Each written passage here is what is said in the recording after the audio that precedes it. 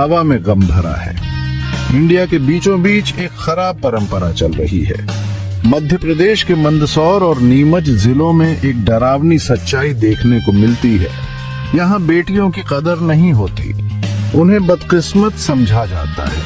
खासतौर पर पहली बेटी का एक तय भविष्य होता है, जिस्मत में उसे बस वेश्यावृत्ति की दुनिया में शोषण ही मिलता है। ये कोई पुराने जमाने की कहानी नहीं है, ये आज हो रहा है।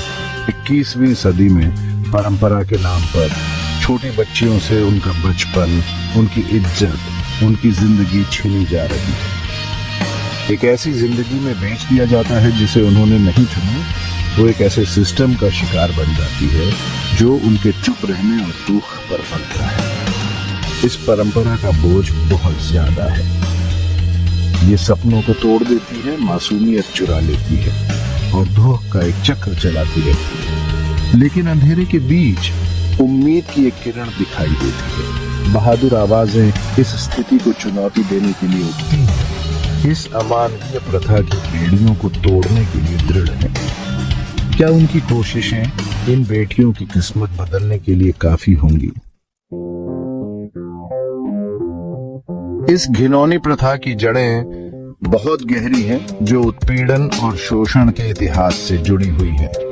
ब्रिटिश राज के दौरान बेदिया समुदाय और भी कई लोगों के साथ व्यवस्थित रूप से हाशिए पर धकेल दिया गया था। उनके पारंपरिक व्यवसायों को दबा दिया गया, जिससे उन्हें समाज के किनारे पर धकेल दिया गया।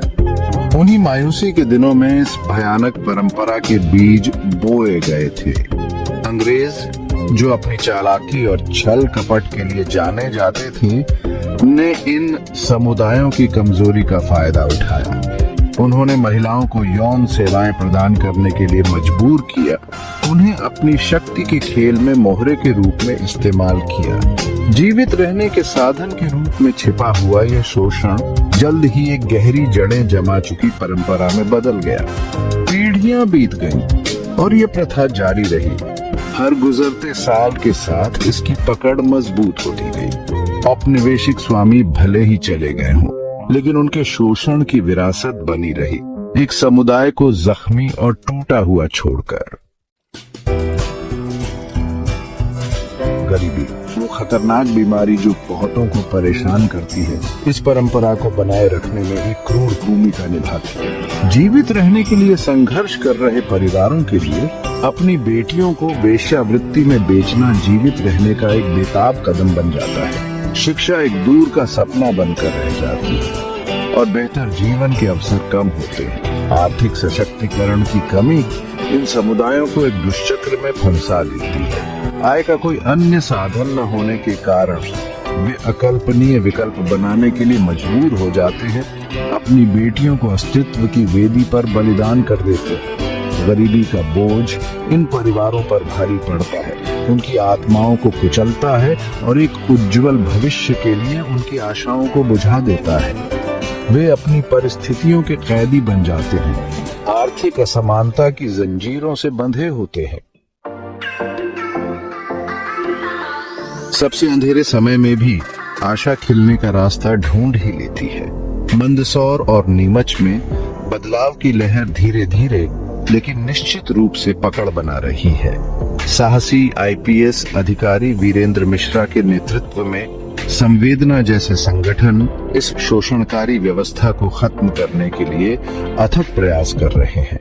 वे समझते हैं कि शिक्षा इस गहरी जड़ें जमा चुकी परंपरा के खिलाफ सबसे शक्तिशाली हथियार है। लड़कियों को शिक्षा और व्यावसायिक प्रशिक्षण प्रदान करके वे उन्हें अपने पूर्व निर्धारित भाग्य की बीड़ियों से मुक्त होने का अधिकार दे रहे हैं। संवेदना का प्रभाव निर्विवाद है।